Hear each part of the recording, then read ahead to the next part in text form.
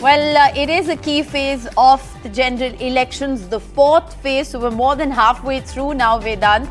And polling is in fact underway in 96 constituencies across 10 states. It's been 2 hours since polling began. So we'll hope to, in a short while from now also get a sense of the percentages. But so far it's been heartening to see long queues. Whether it's West Bengal or even the urban constituency of Pune, we have our team of reporters who fanned out across all key states. We're going to get you the maximum ground coverage on this election with our team of reporters fanned out across West Bengal, Andhra Pradesh, Telangana, the Hindi heartland states. We'll get you all the latest action. Absolutely. Uma Sudhir will be joining us from Hyderabad, Pratibha Raman from Vijayawada, Nazir Masoodi from Srinagar, Prabhakar from Begusarai, Ankit Tyagi from Kannauj, Saurabh Gupta will be joining us from Asansol, Radhika Ramaswamy from Pune, Ratndeep Chaudhary from Behrampur in Odisha, and Anurag Bari from Indore in Madhya Pradesh, your home state, Rishika. Yes. It's an interesting fight It's in Madhya Pradesh as well. It's a very interesting battle this time around, Vedant, as far as Indore is concerned, because it's BJP versus Nota. The Congress candidate withdrew, and this is a story that's played out over and over this election. But the focus today is, of course, we'll get you the latest from Madhya Pradesh as well, because remember, polling also ends in the crucial state of Madhya Pradesh today. But we will focus first on Andhra Pradesh and Telangana, because with this, it's curtains to a very, very hard-fought, high-octane campaign for the south of India. Uma Sudhir joins us with the very latest. She'll bring us an overall picture on what's happening in Andhra and Telangana. She's, of course, our in-house expert as far as the south is concerned. But Uma, before we go across to you, let's just play out for our viewers the key reactions that have come in at the moment. If I've seen the governance, and if you think that you have benefited from this governance, then vote for that governance which would lead to a brighter future. We have with us TDP leader Mr. Chandrababu Naidu. Sir, thank you so much for joining us. So what is your message to the voters? No, I gave very clearly, every voter has to exercise vote. All the way from America, Australia, New Zealand, all parts of the world people have come. And also all parts of the country, from Mumbai, Chennai, Delhi or Hyderabad, they have come with their own expenditure. That is the responsibility they are taking. I am so happy the way people are responding. It is unusual, unexpected, never before. Now I am appealing all voters to come and vote. It is your duty. Then only you will have good governance and bright future. It is your right to vote and demand for future. Sir, as a voter yourself, what are the issues that you have in mind when you cast your vote? No. As a voter, I have come, I have exercised my voting. I have seen here the response. Every voter is in the polling station. That is the response. Not only here, throughout the state. I am very happy. Thank you so much, sir. So that was Mr. Chandrababu Naidu talking to NDTV and appealing to voters to come and exercise their franchise. With camera person Govind, Pratibha Raman in Andhra Pradesh for NDTV. And Uma Sudhir continues to be with us. So Uma, focusing first on Andhra Pradesh, of course, we've been talking about the alliance, the NDA there versus Jagan Mohan Reddy. But the capital issue certainly has taken center stage there in Andhra Pradesh. It's an emotive issue for voters as well. Do you see, voters casting their vote on this entire Vizag versus Amravati narrative? Yes, indeed. 10 years now since the bifurcation happened. June 2nd is when we celebrate the anniversary of 10 years of Telangana formation, and that's when the bifurcated state of Andhra Pradesh was formed as well, and 10 years later still without a capital. And that's something that certainly hurts the people of Andhra Pradesh, not just in terms of the brand equity of Andhra Pradesh, but also in terms of not having a capital, perhaps the only state in the country that is without a capital. Yes, in the regions around Vijayawada, Guntur, that's a big big issue because 33,000 acres of land was given as part of the land pooling. Of course, when Jagan Mohan Reddy became Chief Minister in 2019, he changed that to Visakhapatnam. But I wouldn't think even Visakhapatnam is overexcited because there have been allegations of a lot of land, mafia, should I say, that started operating in that area post the announcement of Vizag as the executive capital by Jagan Mohan Reddy, and therefore this is something that certainly hurts the people. But the big picture for Andhra Pradesh certainly is whether it's a chemistry that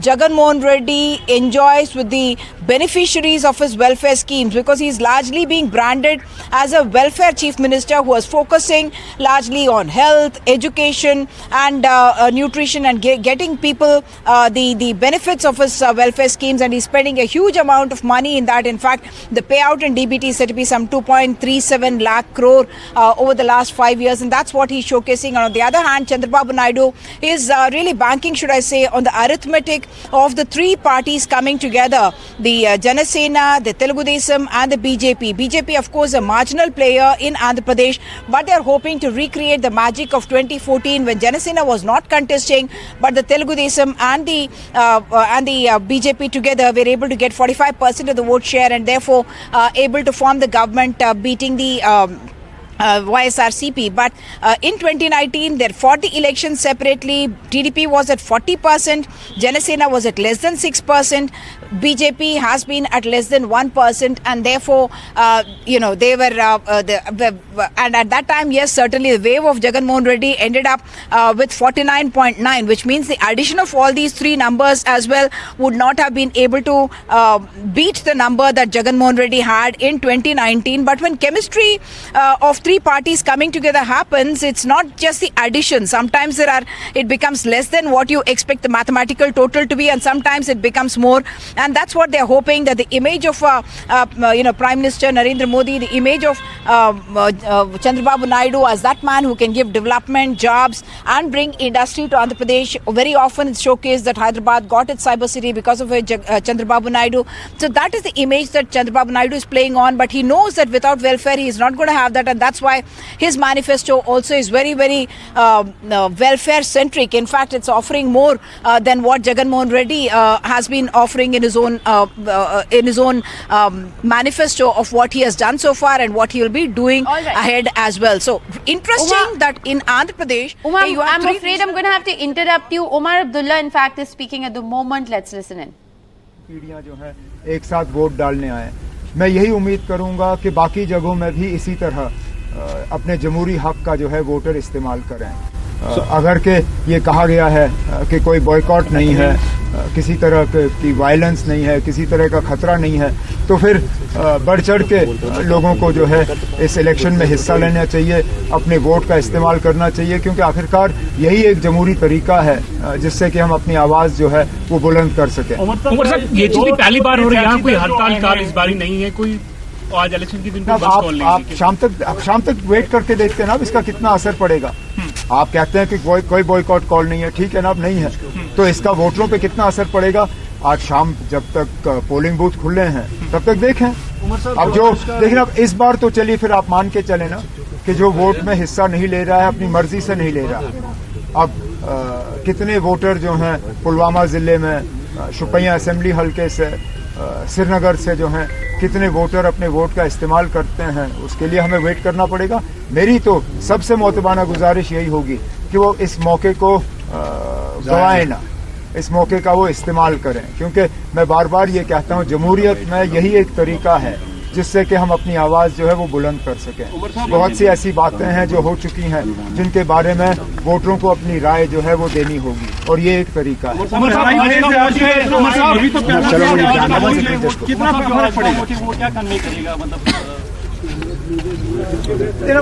मैं कैसे कह सकता हूँ क्या convey करेगा, वो तो result convey करेगा ना। मैं तो ये कहूँगा कि अगर नेशनल कॉन्फ्रेंस के लिए वोट आया, क्योंकि हमने तो बार बार इस इलेक्शन में 5 अगस्त 2019 के हवाले से बात की, 370 को यहाँ से हटाने की बात की, जो हमारे साथ पिछले 5 साल में जो नाइंसाफियाँ हुई हैं उसका हमने जिक्र किया है। जाहिर सी बात है, इंशाल्लाह जब नेशनल कॉन्फ्रेंस के उम्मीदवार जीतेंगे।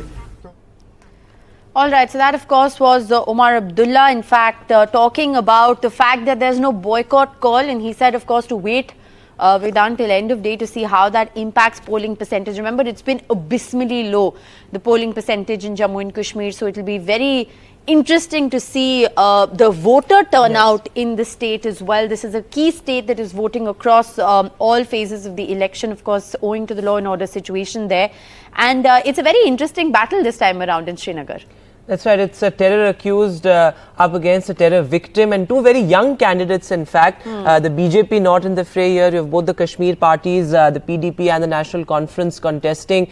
So interesting battle in Srinagar. The first election, of course, the first big election rather in Jammu and Kashmir after, you know, the Article 370 was abrogated. So that also is something to look at because, of course, the BJP has been talking about Naya Kashmir, and in a sense, it's a national issue as well. Article 370 has been talked about by top leaders of the BJP, including Amit Shah, the Prime Minister himself, in other states as well. You know, they've used the application of Article 370 as a poll plank in other states. Well, and you know, the fact that there is an election that is happening there in Jammu and Kashmir, Omar Abdullah himself contesting the election from Baramulla this time around.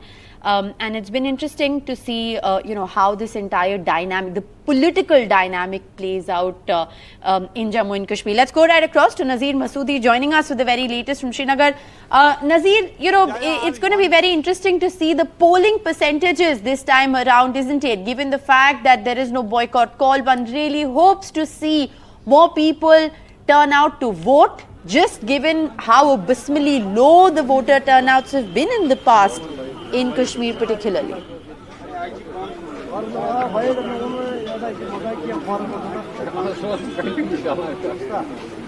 Nazir, can you hear us? Well, Umar Abdullah, Farooq Abdullah and Umar Abdullah's two sons came here and voted here at this polling booth. 3 generations of Abdullahs came together and voted today as Srinagar goes to polls today, and this is the first election after 3 decades which is being fought without fear of a gun or the boycott call. Having said that, Umar Abdullah, while during his interaction with the media, talked about harassment of his party workers. So is the allegation by other parties. He said not only they say our workers are being harassed, but we gave names to the election commission about our workers who have been arrested. So there are allegations at the time when we see people were talking about first election when there was no fear of gun or the boycott calls, yet political parties alleging that their workers have been harassing, which is actually impacting voter turnout. But having said that, there are large number of people, in different parts of this constituency where people are coming out since morning, despite cold morning here, to cast their vote. So this is an election where for the first time after 3 decades, people are actually expressing themselves more so post abrogation of 370, since the democracy has been in a suspended animation, no elected government in place, and yet, people have not got any chance to participate in a major election. This is the first election, and regional parties, since this is a main contest is between the PDP and National Conference, even though there are 24 candidates, BJP is not in the fray. That is very interesting why they have chosen not to contest this election. It remains a mystery, though many people are talking about many things. But this election, which is in fact, in a sense, the way it has been going since morning, where it's getting reports from different parts of the country, before Srinagar electing its new MP, it's actually defeating boycott politics and leaving behind the legacy of no voting or boycotts. Last election, Srinagar recorded just 14% turnout. This time it is expected to be much, much higher. For example, Pulwama, which is now part of the Srinagar constituency, in last elections there was just 1 person voting. But this time there are long queues. In a while we'll be traveling to that side as well to show you the long queues there and people waiting for their turn to cast their vote. Very, very interesting election in Kashmir after a while, where despite the fact, a boycott was mainly in the urban areas, in spite of militancy, in spite of the threats, people would always defy those threats and cast votes in the larger parts of the valley. But always we have seen The urban areas were largely affected because of the boycott calls in the past, but this is first time when we see people come out of their free will to cast their vote. All right, Nazir, thanks very much for joining us with that. So all eyes as you're reporting on the voter turnout, on the voting percentage. As Rishika said earlier, it's been abysmally low in the past. But let's circle back to the southern states, which of course are the focus, Andhra Pradesh and Telangana. Well, absolutely. In fact, 42 of the 96 seats that are actually seeing voting today, Vedant, is from Andhra Pradesh and Telangana. Yes. So it is, needless to say, a key focus as far as South is concerned, with, of course, simultaneous polls that are taking place in Andhra Pradesh. Simultaneous polls also in Orissa. We'll get you an update from Ratnadeep. But Uma's been live with us. Uma, you've been listening in very patiently as we went across to Jammu Kashmir. I just want to very quickly play out the reactions, the political reactions, and then go across to Uma for an overview on Telangana. Responsibility of every citizen that they need to go out to vote, because the vote brings two changes. One, a new change and development towards themselves and their families. And other one is it gives an opportunity to change the lives of downtrodden, the lives of Dalits, the lives of poor, and the lives of those every old-aged individuals or people who have been abandoned. So the vote is the most, I would say, precious social work, along with a selfish desire to move on towards the development. So I would say, you may not have money, but if you have vote, then you have contributed to the nation to go towards Vikasat Bharat. Be the same as what it was 5 years ago. The challenges are different, the issues are different, and of course this is a very important historical parliamentary election, and hopefully around this time also I'm sure that with the blessings of people and faith in Almighty Allah, we will be successful and will win with the same majority. So, Uma, speaking of Telangana, this time the BJP is also emerging as a strong player. Of course, it has been increasing its vote share, through the assembly polls, the municipal polls. But give us an overview of Telangana. Both the BJP and the Congress looking to make gains at the cost of the BRS. You spoke to KCR also on the campaign trail, in fact.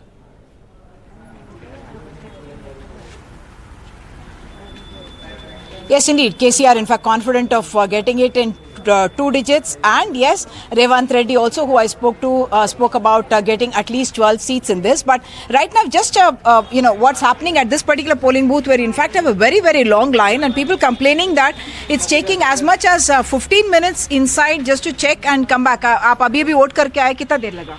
Madam, मेरे को आके 1.5 hour हो गया madam. अंदर जाके 15 minutes हो रहा verification होने के. वो 2 hours हो रहा यहाँ वेटिंग पे, लाइन पे. So many people worried that it's taking too long. You have been waiting here for how long? ये 2 घंटे से इधर खड़ा के लाइन में हूँ मैडम. वो अंदर जाने के लिए एक आदमी को 15 मिनट लगेगा. वो ऐसा तो बहुत मुश्किल हो गया, इतना लोग वोटिंग डालने के लिए. So actually the time that it is supposed to take is hardly about 1.5 minutes, as the election commission has been saying. You must check the VVPAT machine and the EVM itself and look for the green button, and then after you press your the party that you want to vote for, you will see the VVPAT actually printing out on the left, and then it gives you a red sign on your EVM, and then the beep sound comes. You can wait till that 7 seconds when that will happen. Check that the right button that you pressed is the one that is getting printed out as well. But people here are certainly losing patience. Coming back to Telangana as the big picture, just less than 6 months ago we had the assembly elections, and in that particular election, if KCR was the tallest figure, the BRS lost 10% in that particular election, and the Congress gained 10% in that particular election. Like you pointed out, the BJP also made a big jump from the 1 assembly seat that they won in 2018. They went to 8 assembly seats, and now they are both hoping, both the national parties, BJP as well as the Congress, are hoping that the setback that the BRS has suffered, they expect that vote share will go further down, and the BJP is actually hoping to make more gains, or at least the political analysis would show that the BRS vote chair, if it were to lose, that would in fact go to the BJP, because it is actually an anti-Congress vote that was originally the BRS vote. And therefore, the BJP looking at this state as a very critical state to make those numbers from the south. Already we have had elections in Kerala, Tamil Nadu, Karnataka, all of those places where the BJP had quite a high-pitched campaign. But Telangana, I must say, was a big focus with the Union Home Minister as well as Prime Minister here, and talking about the other three parties as being hand in glove, and saying that if you want development, if you want your reservations not to go, the party to vote for is the BJP. Of course, Revanth Reddy on his part has been countering it quite strongly, in fact got into trouble as well for that. Yes. But at this point in time, what I must tell you is that Revanth Reddy is hoping that he will be able to not just better what they did in the last elections, just 3 Lok Sabha seats. He's hoping to, in fact, to get it in 2 digits, because as you very well know, Revanth Reddy's government is also on a slender majority. There may be no danger of it falling, but there could be a leadership challenge from within the Congress here in Telangana. If the Congress actually has a poor showing, then the leadership challenge very real for Revanth Reddy. Also, his opponents pointing out that the vote for note case in which he is undergoing trial, that would also come up, and therefore there could be some crisis for Revanth Reddy if he doesn't do well in these elections. Well, absolutely. In fact, the BJP has not just made it the BJP versus the rest, but it's also been a very, very polarized campaign this time around. As far as Telangana or anywhere is concerned, but Hyderabad particularly, and Secunderabad as well. And Uma, we aren't seeing very long queues where you are at the moment. This is again one of the key issues. Urban voter apathy. So one sincerely hopes, it's only been 2 hours, Vedant, but there is more and more people who do come out and cast their vote. We hope so. If you're watching this broadcast, do get out and cast your vote. With that, we're going to slip into a very short break. We'll be back with a lot more on the other side.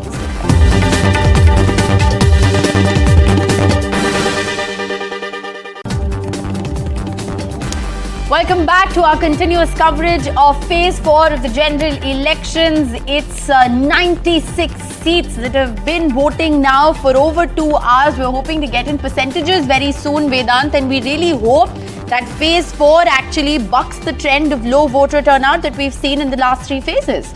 Absolutely, and the key focus, of course, are the southern states, including Andhra Pradesh and Telangana. Of course, simultaneous assembly polls also in Andhra Pradesh and Odisha. And with this, voting in the south comes to a close as well with Andhra Pradesh and Telangana. And Odisha, of course, is voting for the first time today. So, of course, a lot is at stake as far as South India is concerned. Yes. 42 out of the 96 seats are spread across Andhra Pradesh and Telangana. Well, absolutely. And joining us in the studio, Manisha Priyam, political analyst and researcher, as well as Amitabh Tiwari. Both, of course, need no introduction at all. But, just an overall picture, Amitabh Tiwari, if I can begin by asking you about Phase 4. This is mainly, it's a huge phase as far as the South is concerned. 42 of 96 seats voting across Andhra Pradesh and Telangana. But it's a key election as far as the alliances are concerned and the regional parties are concerned, because regional parties are really king and key as far as this phase is concerned. Yeah. So it's the best phase for non-aligned parties. So non-NDA, non-India bloc. Almost 40 seats. They won out of these 96. So if at all there is some scope for them at the national level on June 4th, this is the phase where the non-aligned parties have to hold on to their vote. Now in Andhra, what we are seeing is that BJP has tied up with TDP.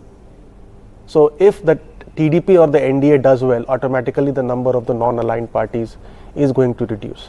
Now we have Telangana also, where another non-aligned party, BRS, won half of the seats in 2019.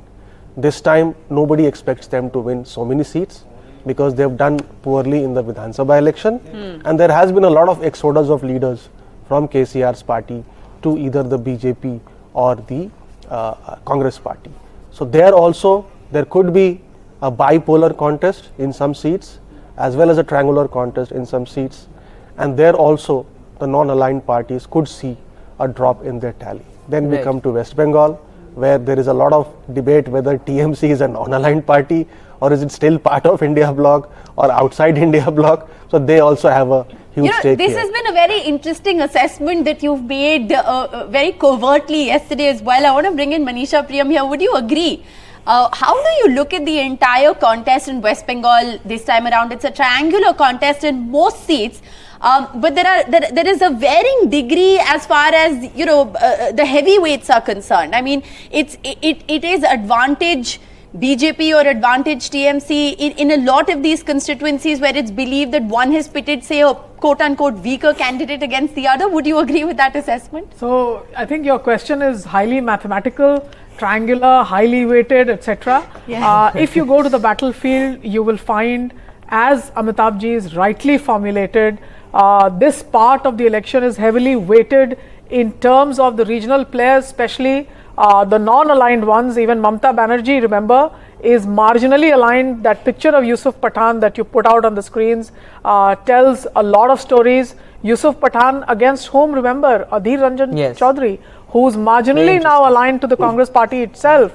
So I would say very important, but what is very important for us to understand is that the significance of regional parties and regional players has been hammered in by this phase of the elections like none other. Even as the Prime Minister looks east, remember last night as Maria Shakil spoke to him, the Prime Minister was not in the usual mode that we saw of him in a studio-like setting, but he looked a campaigner. He looked a campaigner with a gamcha as a Bihari would. He spoke of the look east policy, but he was also speaking of the plank of developmentalism that I would have a decade ago heard Nitish Kumar talk about. Yes. So here he was as the development man in Bihar, the Prime Minister taking on that mantle, a largely regional mantle. I'm waiting now to see what the pitch and tone of his rallies are going to be like. As far as West Bengal is concerned, I believe very much that it's a Mamata Banerjee dominated political arena, and we have to see how much the BJP is able to snatch away from her. In fact, the Prime Minister is on a 2-day visit to Bihar. So he spent the night in Patna yesterday. He's going to be holding crucial rallies through the course of the day in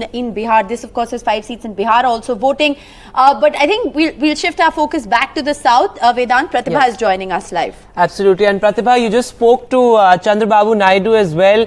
As many point out, it's a contest of the BJP's friendly regional satraps, whether it's in Odisha or in Andhra Pradesh. But what's the mood on the ground? What are voters voting on? Do you see long queues behind you?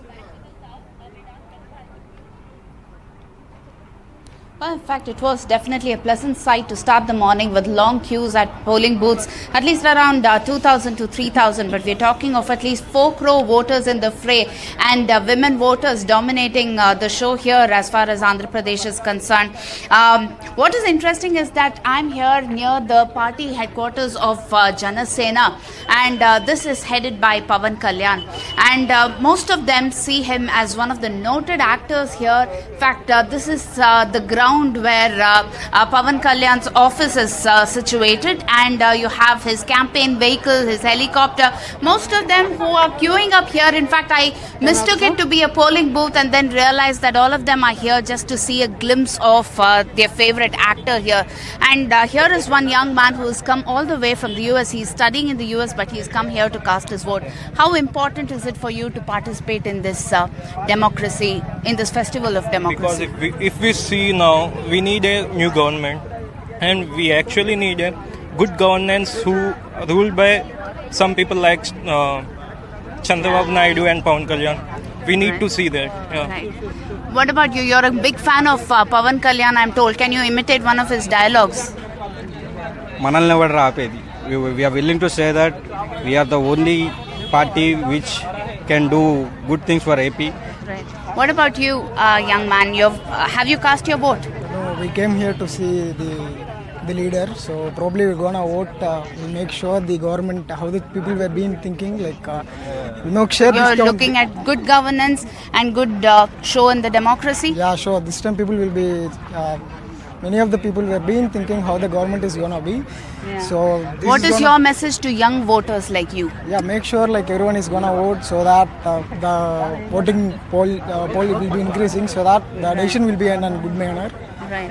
In fact, Andhra Pradesh is noted for its voter turnout. In 2019, there was a record voter turnout of 79%, and this time the election officials have mentioned that they want to bring it to 82%. So what is your message to young voters? In fact, we are talking of at least around 10 lakh new voters in the fray here. It's an election day, so please make use of that opportunity. So it's a way of expressing our opinion. So please make use of it.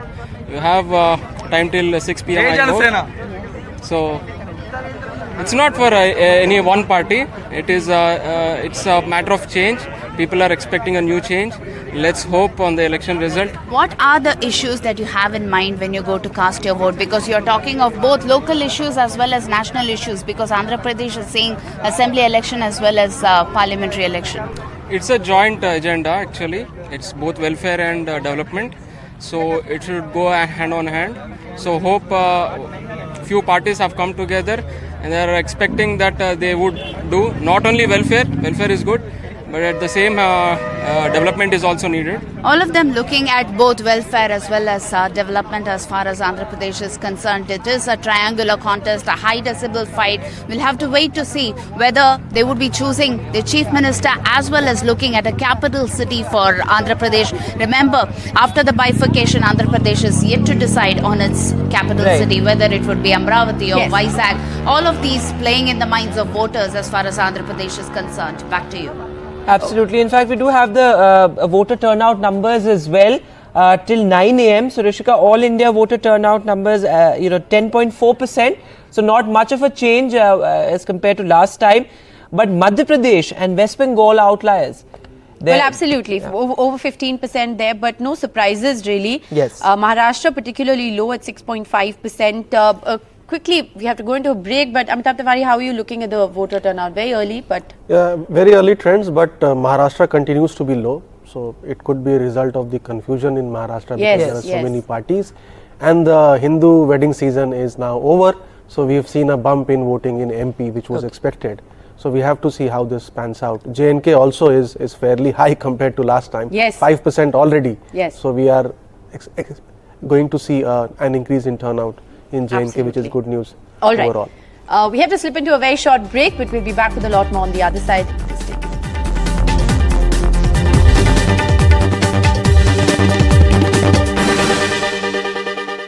Welcome back. You're watching our continuous coverage of phase 2 of the election, and the big focus, of course, is the Hindi heartland, and there's voting underway in Maharashtra as well. 11 seats, Vedant, and a low voter turnout as far as Maharashtra is concerned. Absolutely. The voter turnout in Maharashtra has been consistently low. In fact, as our political analysts point out, that it has a lot to do with the political turmoil in Maharashtra. Of course, a split in the NCP, the Shiv Sena, and then, of course, Ajit Pawar jumping ship. So a lot of that is perhaps behind this low voter turnout. Radhika Ramaswamy, in fact, is now joining us live from Pune. But before that, I think, Vedant, let's just play out for our viewers. Pankaja Munde has spoken with NDTV. She's, of course, the political heavyweight contesting from Beed. Let's listen into what she said. हम इस वक्त बीड़ में मौजूद हैं और अब देख सकते हैं कि बीड़ से जो बीजेपी की उम्मीदवार हैं पंकजा मुंडे, वो इस वक्त यहाँ बीड़ के परली वैजनाथ में कालरात्रि मंदिर में यहाँ पर पहुँची हैं। आज इनके लिए परीक्षा का दिन है। यहाँ पर इनका मुकाबला एनसीपी शरद पवार गुट के बजरंग सोनावणे से हो रहा है। साल 2009 से बीड़ की ये सीट बीजेपी का गढ़ रही है। 2009 में पंकजा मुंडे के पिता गोपीनाथ मुंडे यहाँ से सांसद चुने गए थे। 2014 में वो फिर सांसद चुने गए। ये चुनाव इनके लिए चुनौतीपूर्ण इसलिए है क्योंकि जो मराठा आरक्षण का मुद्दा गरमाया था, जिसको लेकर काफ़ी सियासत हुई, काफ़ी हिंसा हुई, उसका एक एपिसेंटर बीड़ था। आज आपके लिए एक परीक्षा का दिन है, तो जब भी कोई ऐसा बड़ा मौका होता है, जब भी आप चुनाव में उतरती हैं, तो क्या यहाँ आशीर्वाद लेने के लिए हमेशा आती हैं? मैं ज़रूर आती हूँ। मैं वैद्यनाथ प्रभु के भी आशीर्वाद लेने जाती हूँ। हमारा जब मैं मतदान के पहले जाऊँगी या फॉर्म भरने के पहले 12 ज्योतिर्लिंगों में से एक वैद्यनाथ का मंदिर है यहाँ पर, वहाँ पे भी मैं जाती हूँ। वही देखते हैं बचपन से, तो उसी ट्रेंड से हम सब कर रहे हैं। धन्यवाद पंकजा जी। कैमरामैन राजेंद्र दयालकर के साथ Jitendra Dixit, NDTV Beed. In fact, our reporters are now joining us. Radhika Ramaswamy is joining us from Pune, Ratnadeep Chaudhary from Behrampur, and Prabhakar from Begusarai. But going across to you first, Radhika, voter turnout has been a huge concern in Maharashtra. We did see some queues, behind you. But what's the sense that you get on the ground? Why this disillusionment among voters?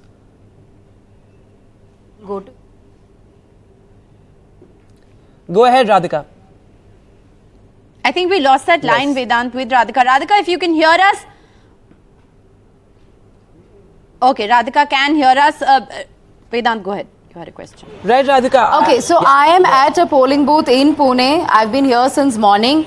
And I know that Maharashtra numbers are quite less at this point, but this indicates otherwise, at least this polling booth indicates otherwise. I'm just going to show you the long queues here, where citizens here exercising their franchise. I'm just going to go across to one of the individuals. I can see you've hurt your leg, yet you've come here to exercise your franchise. So tell us about the issues that you're voting for this time. The issues I'm voting for. So right now I think the most important issue for India is to produce its own fuel.